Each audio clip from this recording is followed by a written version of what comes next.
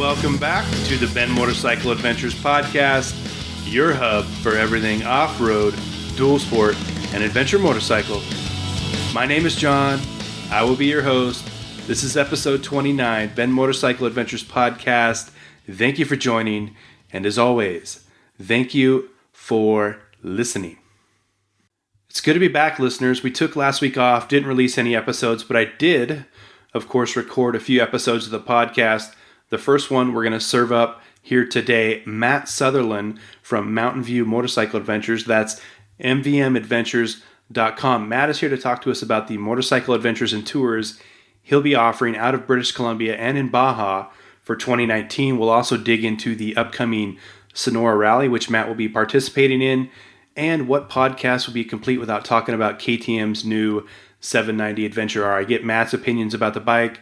I know that they had a media launch or press launch for the 790 in Morocco last week, so as always, anxiously anticipating some more feedback about that bike. Paulo Catano joins us Thursday for episode 30 of the podcast. Now, Paulo has been riding around the world since 2015, so he's coming up on 4 years. He's got a KTM 1190, which is kind of a rare bird here in the States, but Paulo is a great guest. He's got some very interesting perspectives for an around-the-world traveler, or at least different than a lot of the perspectives that I've heard from other travelers. So that was a great interview. He's got a really good sense of humor. Excited to bring that episode of the podcast to you guys this upcoming Thursday. But let's get into episode 29, Matt Sutherland with Mountain View Motorcycle Adventures. Thank you for listening. Now, we talked on the phone last week, and you were down in, was it SoCal or down riding in the Southwest? What were you doing down there? Yeah, I was down in Texas, El Paso, Texas. So I've entered in the Sonora Rally, which is a pretty cool navigation rally, similar to Dakar style. It sort of sparked my interest over the past couple of years, and I got some friends who are into that style of riding. So I went down to Pahrump, Nevada, and Scott Bright was actually kind enough. He put on a free training in Pahrump there that went over 3 days, which is sort of just learning the fundamentals of road book and what, you know, pretty much just what to look for, hazards, just sort of step 1, 2, and 3 of rally racing. And then after that, I found out about Mike Johnson, who invented the rally comp. He was putting on a training in Texas, so that was sort of step 4, 5, 6, and that was using the computers that they use in the Sonora Rally. That when you hit waypoints, it shows you the arrows to clear the waypoint, and sort of learning all that side of it. So I ended up changing some things around and did a last-minute 12-hour drive to Texas the week after, and spent the week out there with a good group of guys. We rode sort of around El Paso for 3 days, and then on the last day we actually crossed down into Mexico and spent the day in the sand dunes down there, which was pretty amazing. So have you done any rally training before? No, I haven't. Very new to it. I've always had a thing for desert racing and desert riding. I like that sort of high speed stuff, and I've just, I looked into a bunch of different companies that hold trainings, and it was getting a little bit pricey. You can pay up to sort of $1,200 for a 3-day course where there's sort of a lot of schooling and stuff like that. So when Scott Bright put on his training, I found out about that, and as he says in his email, he does it for free because he loves rally racing, and he wants to see more people get into it, and he wants to see the sport grow, especially in North America. So, he does that on his own time, free of charge, which is pretty incredible for someone like that to hold an event. So when is the Sonora Rally that you're going to attend? That's March 17th to 22nd. Okay, so you're going to a couple schools and then you're jumping right into it, huh? Straight into it. So I've got a KTM 500 EXC. I got that all set up with a rally kit on it. And yeah, it was actually super easy to install, and it was quite cheap. I guess a lot of people see, photos of the Dakar bikes and all this and sort of think there's a lot involved, but you can actually get a pretty standard kit that's got everything you need for $650, $700, and it just bolts right on. And if you don't want it on there, you can take it off, and you're back to just your standard bike. Okay, so just kind of shoot from the hip here. What would be included in a kit like that? What would you need to ride a rally or race a rally like you're going to? So there's a few different options, but you get your tower, which obviously holds your road book, and that's all electronic. So you have a little toggle switch on your handlebars that can roll that chart up or down, depending on where you're at. So you can go back, and then you also have a Rally Max ICO computer, which you can get ones that'll individually show you mileage and your cap heading, which is like your GPS heading, whether it's 230 degrees or 36 degrees, it'll show you direction. So this is what I just bought, the one that does both. So you can toggle back and forth between speed, cap heading, and then your mileage. And that's all you need, just some simple wiring, the tower, and your Rally Max computer, and you're good to go. Okay. Yeah, it's interesting you mentioned that company ICO. I've been familiar with them for a number of years for their, I believe it was called the Checkmate, and that's a computer that we use in enduros. Yeah, exactly. So, and there's more and more and better stuff coming out for the rally type racing because it is getting more and more popular. And that's where, it was great to go down with Mike Johnson and do the rally comp training, just because you're actually using the computers that they use in Sonora. So it's a perfect warm up to an event like that, especially, having never done it before. Trying to figure out that computer on day one of racing, it's just a lot of information. And it's, and then it gets to the point where it's dangerous, right? You're dangerous and you're losing a lot of time because you're constantly looking down and trying to figure it out. So the fact that they put that on for free, both Scott and Mike, I'm sort of blown away. It's great for the sport, and hopefully they're going to do, a lot more throughout the years to come. Yeah, and for those who don't know, in the rally realm there, you've got to obviously navigate with your computer, navigate the terrain, but you're also trying to go fast in the tests at some time. So there's a lot of stuff going on. You really got to be dialed in to hit your marks and go fast.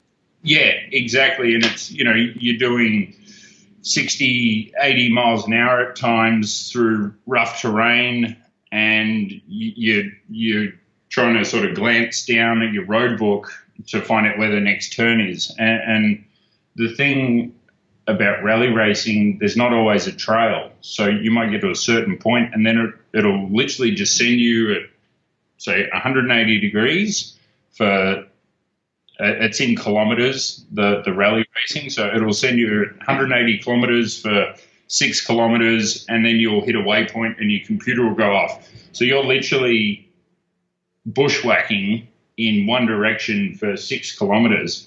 And so you sort of, there's a few tricks to it is what I do is I pick something on the horizon, which I know is in the direction I need to go. And so you don't have to keep looking down at your cap heading.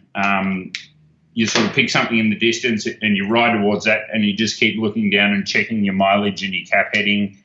And then, depending on the waypoint, they'll set different perimeters.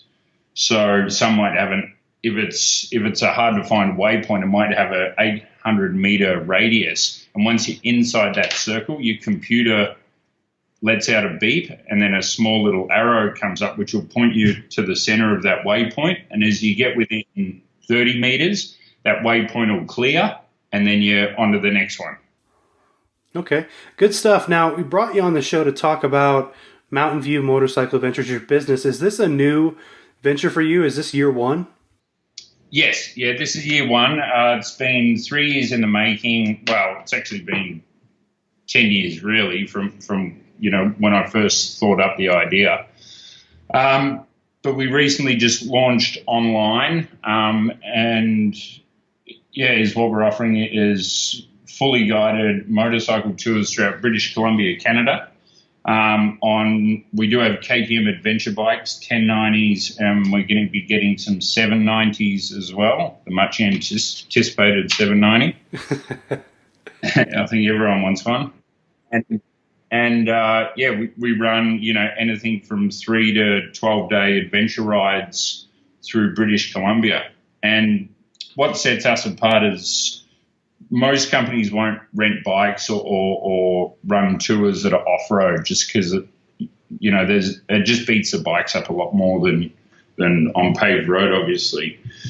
Our whole concept is aimed towards more off-road riding.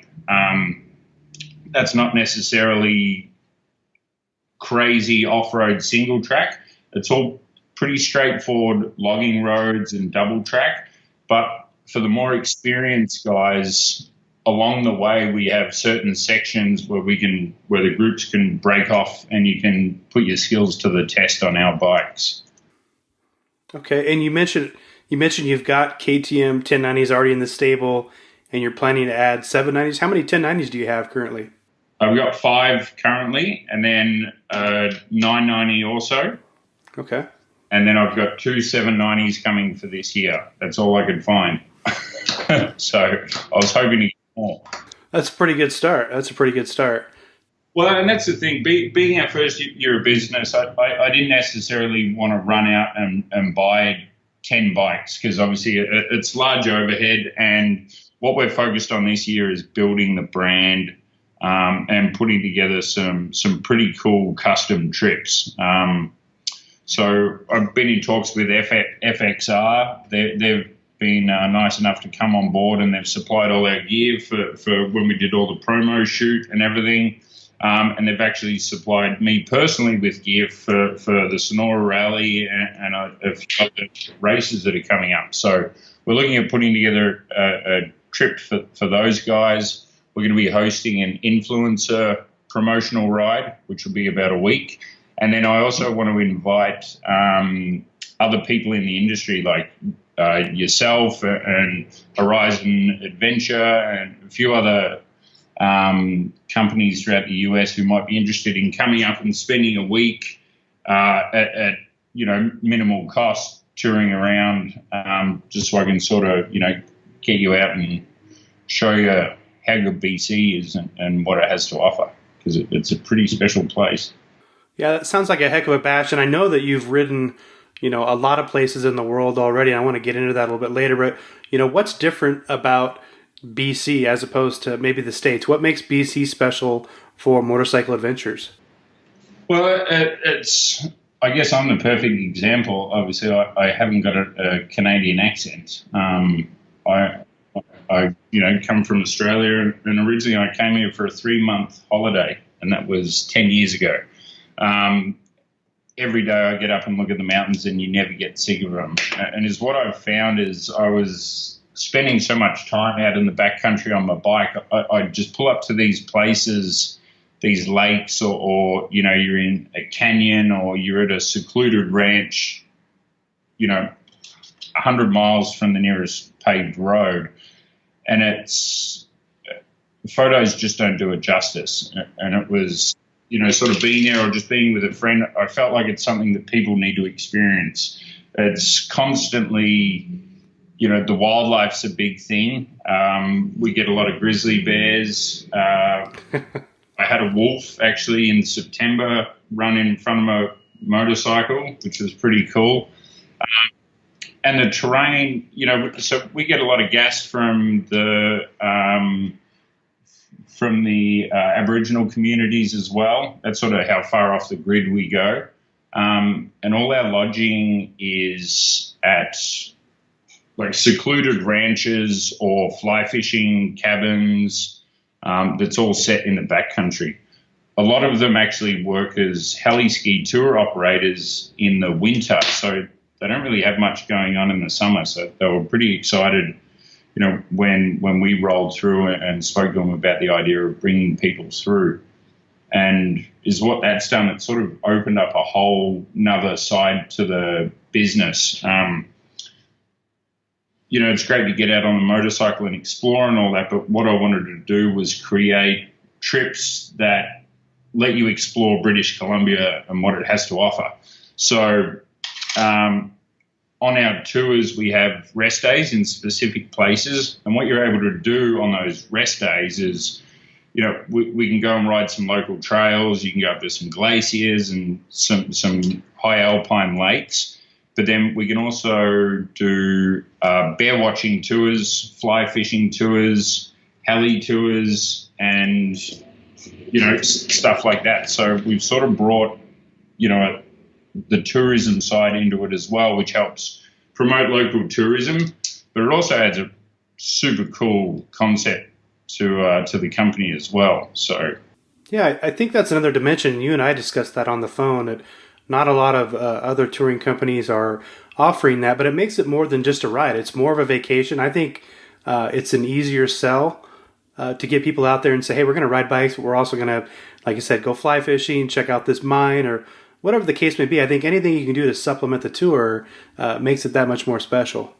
Yeah, absolutely. And I sort of based it around, if I was going to a different country and I wanted to do a motorcycle tour, what would I want? And if I had limited time, so I had 3 weeks holiday a year, and I was European and I was coming to Canada, it's great to do the tour, but you also want to experience everything else at the same time. So that's why I've put it together like this, where, one day we'll be sitting lakeside in Kelowna, and they've got a great lake there, and people can choose to go on a wine tour, or if we want, we could rent a boat for the afternoon, or, the options are really endless. And they're all add-ons that, we don't put any markup or anything like that on it.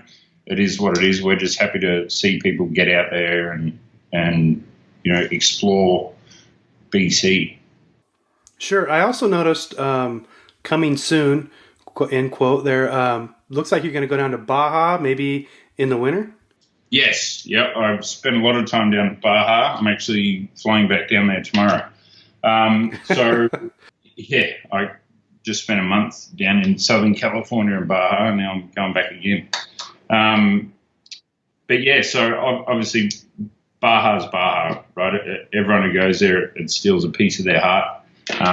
And one of the biggest challenge was obviously with the overhead of purchasing all these bikes. I just didn't want them sitting dormant for 7 months of the year. So is what we're going to do. We'll have a more paved orientated trip. We'll be heading from Vancouver down to San Diego, which would be a sort of a cheaper price. That'll be up on the website in the coming weeks. And what that'll do is essentially move a few, or if not all, the bikes down to Southern California, and that's where we will keep them for the winter. And we'll do a number of Baja trips and other rides like, the California BDR and stuff like that. So another thing too is I want to make sure, a lot of people, they see the tour bikes and think, you have to rent one of our bikes to come on a tour. And it's not like that at all. It's, we encourage people, especially Americans, you're so close.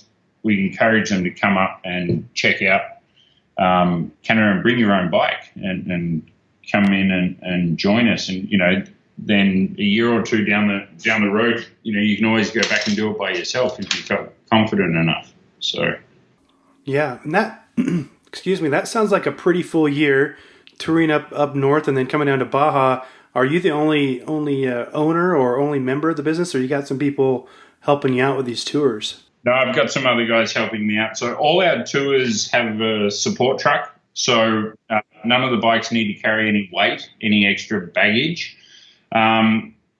So everything will be in the support truck, and we have extra fuel and supplies and wheels and tires and everything like that. So I have a support truck driver who can also drive, who can also ride a motorcycle in case something happens to myself or one of the other guides.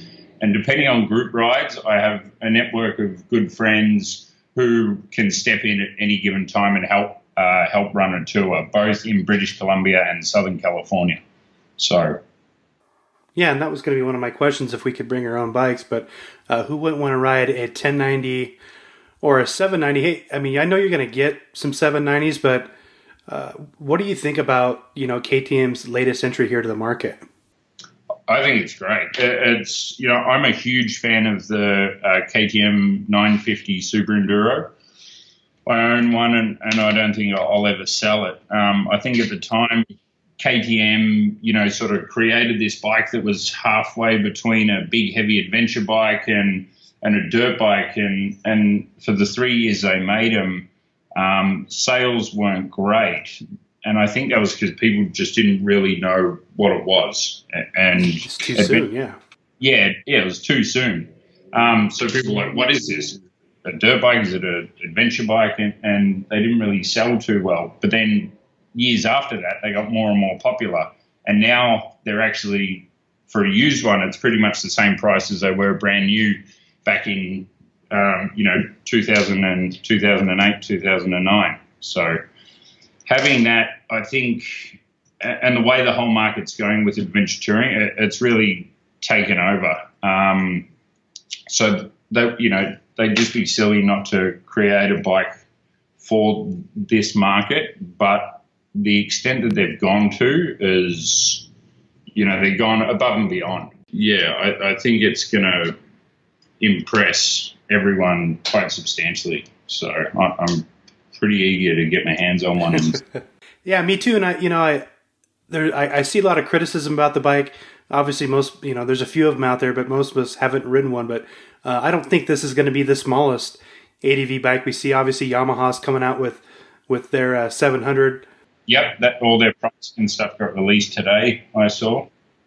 So there's going to be some competition, which I think is going to benefit all of us. We're going to end up with even lighter, smaller, more nimble adventure bikes here in the years to come. So I think it's a really exciting time to be in this market. Yeah, for sure. And what I found too, obviously, being up here and having so much open backcountry, fuel was often a struggle, to get from A to B. We used to stash gas cans and stuff like that up in the mountains. But having a 400-kilometer range on the 790, it just opens up a whole new world. And it's just, a little bit less stress knowing that you have, such a large fuel capacity and the bike handles super well with a full tank. And, I think it's going to be pretty impressive. Yeah, it's got that low center of gravity. And like you, I looked at the capacity for the fuel and the anticipated range. I think I'm good to go stock. Anywhere that I want to ride, I think I can cover that stretch. So another thing I don't have to spend money on. Yeah. And at the KTM Adventure Rally in Canada, we were sort of picking Chris Birch's brain on the bike because he's ridden it a few times. And he was saying he just couldn't believe how good the suspension was. And, he'd sort of hit a rough section of track and the guys at KTM were telling him straight up, like, hit it harder.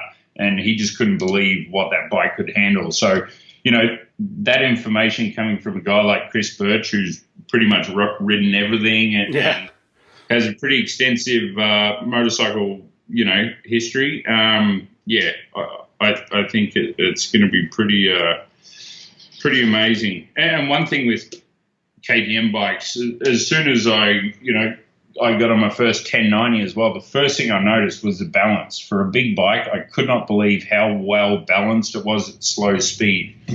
So it's pretty impressive.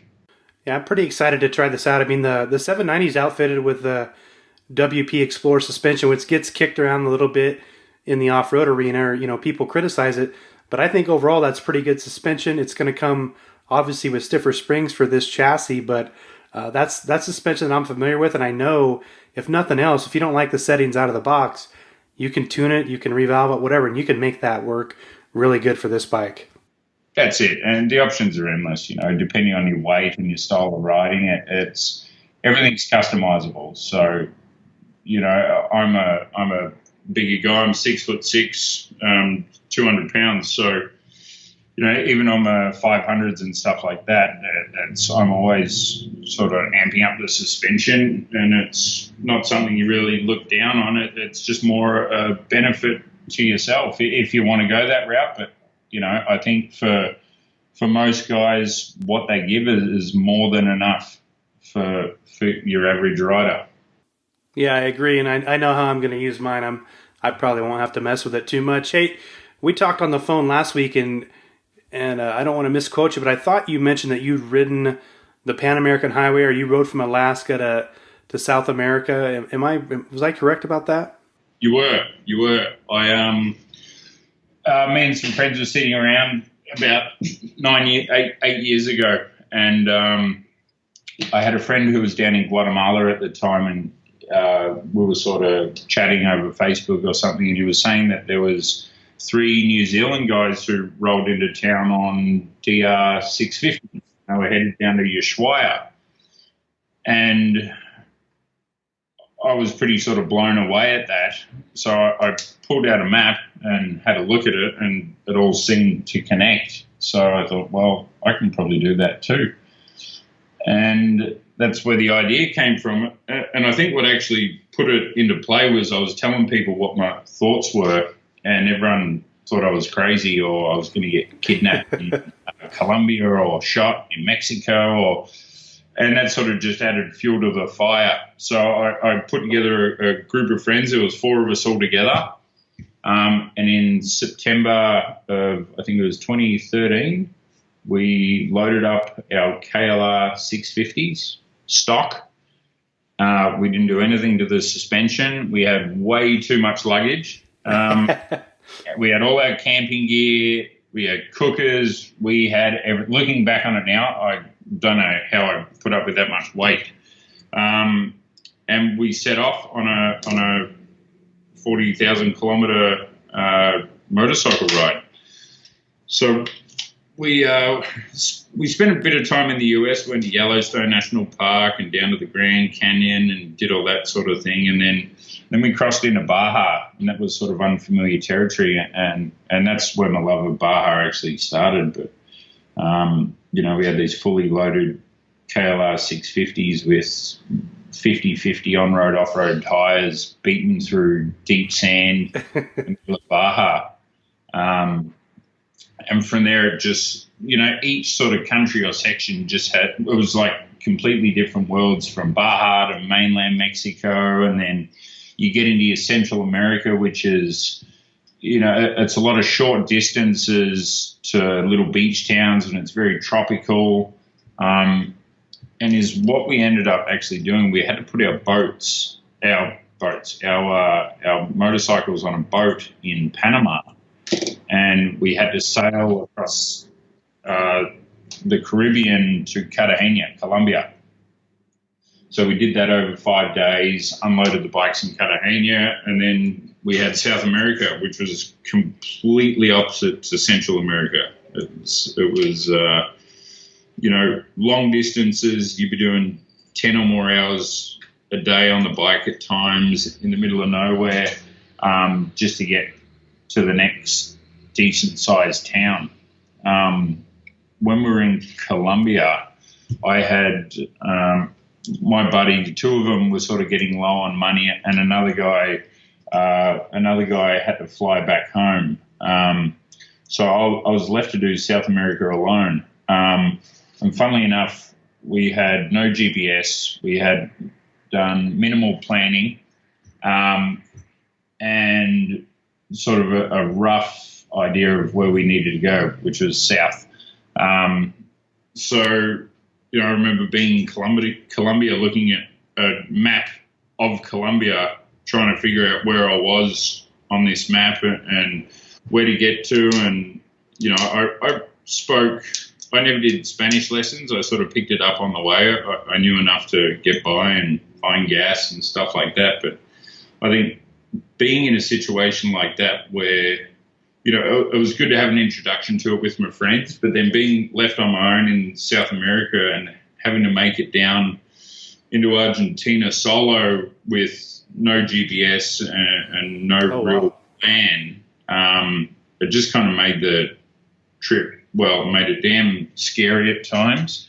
But it also, that's what you look back on and you remember. It's those times when you were scared out of your mind and not really sure, but you get through it and you get that sense of accomplishment at the end of the day or, end of the month when you look back and realize what you've done. So it was, it was something I'll never forget. It's probably the best thing I've done in my life, and it just sparked a fire inside for adventure touring that I didn't know was there, and I've sort of never looked back since. Yeah, it's interesting how the dynamics of a ride change. You go from riding a group and what you'll do and the risks you accept, as opposed to when you get out there on your own. And obviously you're in foreign countries, you don't speak the language. There's not a large margin for error when you're out there like that. No, that's it. And it's, I came into some pretty scary times. I got caught in a riot. I had rocks thrown at me. I got caught in a torrential downpour in like a flash flood type scenario. I got lost in Colombia for 2 days. It could have easily been avoided some of it could have been easily avoided, but at the same time, it was also some of the most exciting times I had. It was, I remember one day I was trying to ride from Nazca in Peru, which is not far from where they host the Dakar Rally. And I had to try and get to Cuzco in that day. And the rule of thumb is I'd walk around town or speak to the person at the hotel. And I'd generally ask 3 or 4 people the distance to whatever town it was I was trying to get to. And you'd always get different answers. They look at me, a 6'6" guy on a big motorcycle that they've never really seen before, and they think you can move at light speed. And then other people will tell you, a day and a half to get there. And so I'd sort of take the happy medium from the information I got, and I'd just go for it. But that day riding from Nazca to Cusco was possibly one of the best days. It was a pretty scary high mountain pass from what I've heard. If you got caught there in the afternoon, it's prone to these crazy high altitude storms. But I started off at Nazca, which is at sea level, and then I spent all hours and hours just riding up and up and up on all these switchbacks. And then I got up onto this plateau, and it was freezing cold, and I remember that there were a herd of llamas on the side of the road, so I got off to take some photos, and I never even thought about it, but I'd gone up so high in elevation that when I got off the bike, I actually collapsed. Oh, okay. From the elevation. So that was a bit of a shock, and that day it was just Bluebird Day, riding in the middle of Peru where it was a route that the tour buses and all that don't go. And it was just sort of me, my bike, and a bunch of llamas. And it was, I look back on that day a lot. It was pretty incredible. So, yeah, we had a couple other guys that rode through, they rode the Pan American, the highway there together. And they mentioned that some of those high mountain passes, they spent 2 or 3 days at elevation, and it really wore them down over time. Yeah, well, my buddies, so when we were in Colombia and we sort of split up, I was going to take it a bit more slow, and those guys 2 of them were sort of pushing to get down to Argentina to sell the bikes and fly out. But they ended up getting stuck for, I think, 3 days in a small town at some, leaky little hotel that they were in. Because they got stuck in a snowstorm, and they literally got lost in the mountains and they just had to sort of wait it out in this little town, and they didn't know where they were. No phones worked. Crazy. Yeah, and it just so happened that I just somehow took the coastal road and avoided that section that they got stuck in. So, it's, yeah, the elevation is, you definitely feel it just waking up. And like I said, I got off the bike and fell down to my knees right there on the side of the road just because it was such a shock. Wow. Yeah, so it's if you've never been in elevation before, it's it's a crazy weird feeling just to be sort of gasping for air, and if you haven't gradually gotten used to it over a few days, it's pretty full on. Yep. Hey, back to Mountain View Motorcycle Adventures before we close this out. When do your tours start here in 2019 anyway? In June. So we start in June. We have a list on our website of our 3 to 12-day tours with dates on there. Another thing we're doing, which I'm going to promote shortly too, is if you're a listener or someone out there and you've got a group of buddies that might be interested in doing something like this, we have the custom tour option. And is what I've been saying to a lot of people is, if I was to get a group of 6 or more guys together, create a group and say, right, we want to come to BC and we want to do a 10-day tour, and is what I would do, because you're booking, 6 or more people, your trip will actually end up being free. So you can either use that. Wow, okay. So your trip is at no cost, or you can break that discount up between everyone in the group, so everyone gets 15 to 20% off, and we're going to do that for the first year or possibly 2 years, it just helps us with a bit of incentive and helps get people out there. And at the minute we're trying to build the brand, and it's just getting people out there and showing them what's out here. And I know, once we start getting a bunch rolling in, then it's just not going to stop. Yeah, it'll be a big word of mouth, exponential growth. But that's pretty cool. Maybe I need to find 5 other guys so I can go up there for free. Yeah, let's bring that 790 up. Yeah. No, yeah. We've already talked about that. We definitely got to figure something out there. And looking at some of the photos on your site, I'm buried in snow right now. I don't know how it is for you, but that just makes me want to get out and ride. That looks great out there. Yeah, it is. It's great. And, being able to ride, in the middle of summer and you're, surrounded by snow-capped mountains, yet it's, 25 degrees out, Celsius. I'm not sure what that is in Fahrenheit. And it probably sounds pretty cold. So it's warm. It's pretty amazing. And just being able to stop. And like I said, one of the things we do, I don't want it to be rushed. It's, we get on the bikes at 9 a.m. and you're done riding by sort of 3, 4 in the afternoon. By 5 o'clock, you're sitting lakeside with your feet in the water, having a beer, surrounded by mountains like you've never seen before. It's pretty cool. Right on. All right, we're going to wrap this up, Matt. I know you're going to go back to Baja tomorrow, but you need to tell our listeners where we can find you. So our website is www.mvmadventures.com, or you can follow us on Instagram, which is @mvmadventures, or Facebook, Mountain View Motorcycle Adventures. Follow us, and we got some pretty cool trips coming up this summer, so you won't want to miss out. Yep, sounds like you guys got a lot headed our way. Again, Matt, thanks for coming on the show, and I'm sure we'll cross paths before too long. I look forward to meeting you. Look forward to meeting you too, Matt, and best of luck in the upcoming Sonora Rally. One more time, mvmadventures.com and @mvmadventures on Instagram. Make sure you check those guys out. Again, motorcycle adventures in BC and Baja.